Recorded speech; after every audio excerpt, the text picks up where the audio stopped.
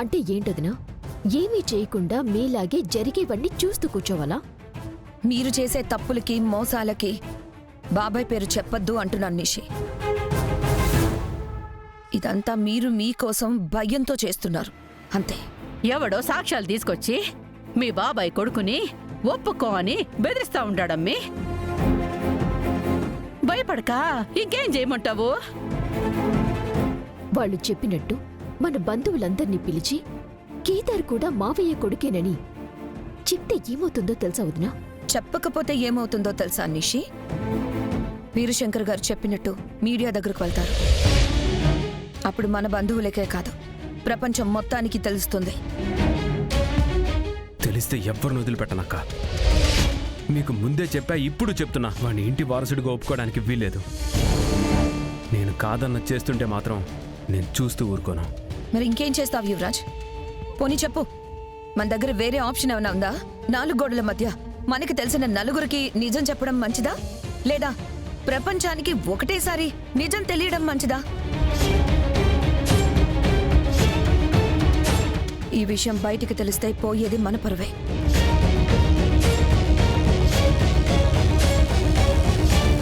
ఏంది బా, ఏం మాట్లాడడం లేదు? చెప్పు. నీ గురించే కదా ఈడ ఎంతమంది మేము మాట్లాడుతూ ఉండాము.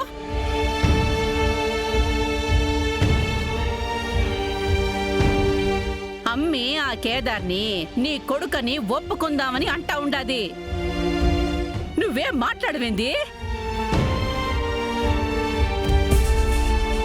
మీరు ఆ ముసలోని చాలా సీరియస్గా తీసుకుంటున్నారక్క. ఒక్క గంట నన్ను వదిలేస్తే ఈ ప్రాబ్లంకి పర్మనెంట్ సొల్యూషన్ ఇచ్చేస్తా. చేసింది చాలు యువరాజ్. ఇవాళ నువ్వు చేసిన దానికి ఆ పెద్దయిన కేసు పెట్టాలని అనుకుంటే ఏం జరిగేదో నీకు అర్థమవుతుందా? నువ్వు ఆయన చంపాలనుకున్నా కూడా ఆయన నువ్వు కూడా తన మనవళ్ళ లాంటి వాడివే అని వదిలేశాడు. మంచితనానికి కూడా ఒక హద్దు ఉంటుంది. బాబాయ్, కేదార్ వాళ్ళు ఈ ఇంట్లో అడుగు పెట్టిన రోజు నుంచి నిజమేంటో ఈ ఇంట్లో అందరికీ తెలుసు. 25 ఏళ్ల ముందు తప్పు జరిగింది బాబాయ్. దాని నుంచి మీరు ఇన్నేళ్లు పరిగెడుతూనే ఉన్నారు.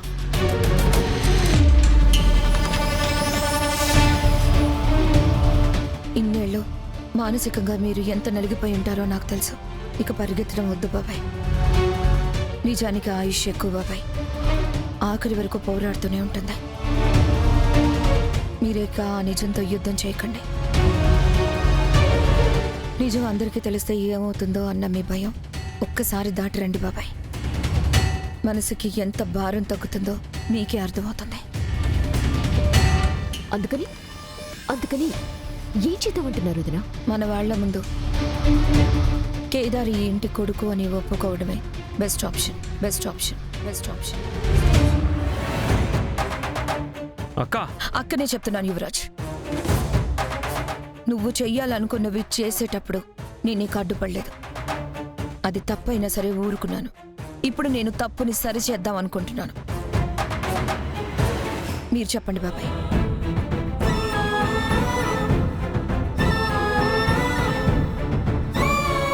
నీ ఇష్టం అమ్మా, నీ ఇష్టం అమ్మా, నీ ఇష్టం అమ్మా.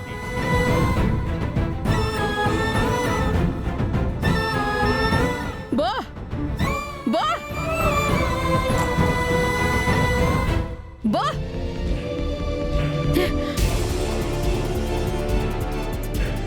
రేపు కీర్తికి ఓనీల ఫంక్షన్ చేయడానికి మంచి రోజని చెప్పారు పిన్ని. మన వాళ్ళందరినీ పిలుస్తాం కదా.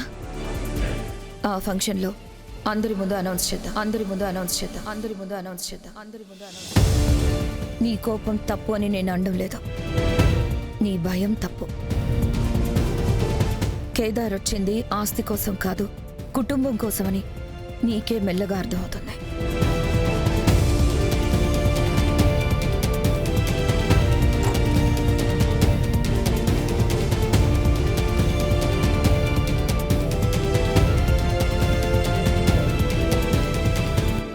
ఇప్పుడు నేను హ్యాపీగా ఫీల్ అవ్వాలో బాధపడాలో తెలియడం లేదు దాత్రి.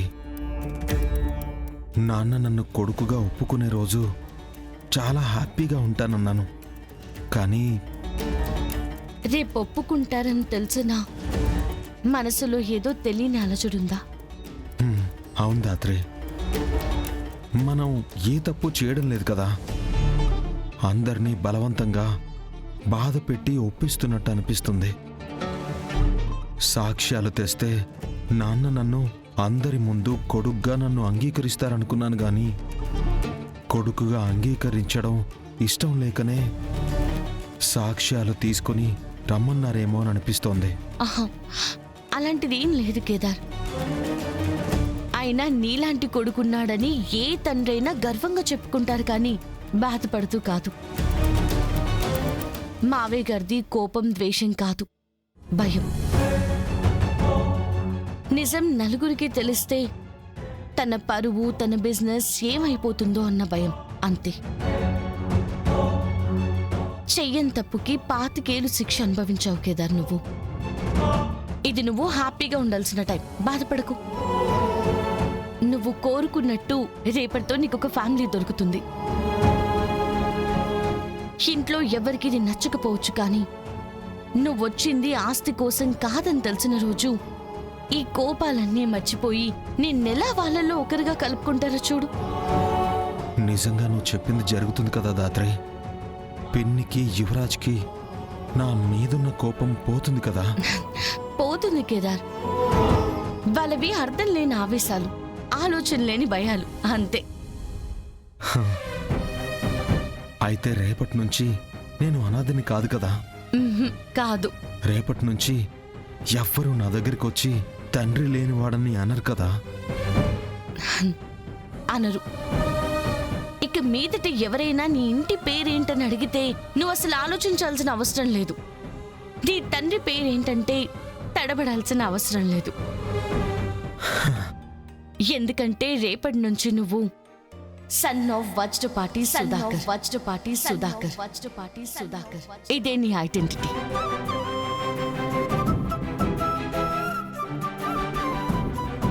అమ్మ ఎక్కడున్నా చాలా సంతోషిస్తూ ఉంటుంది దాత్రే. సాక్ష్యాలన్నీ పోయాయి, నిజం నిరూపించుకోలేమేమో అన్న టైంకి తాతయ్య రావడం చాలా పెద్ద హెల్ప్ అయింది.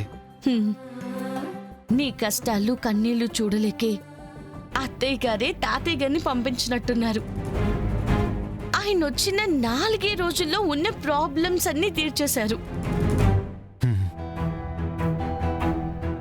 ఇంట్లో తాతయ్యని అందరూ తిట్టుకుంటూ ఉంటారు కదా దాత్రే. ఆయనకి ఈ ఇంట్లో ఉన్న వాళ్ళకి ఇంట్లో ఉన్న దూరాన్ని తగ్గించాలి. ఆయన కోపం వెనుక ఒక మంచి మనిషి ఉన్నాడని పిన్ని వాళ్ళకి అర్థమయ్యేలా చేయాలి.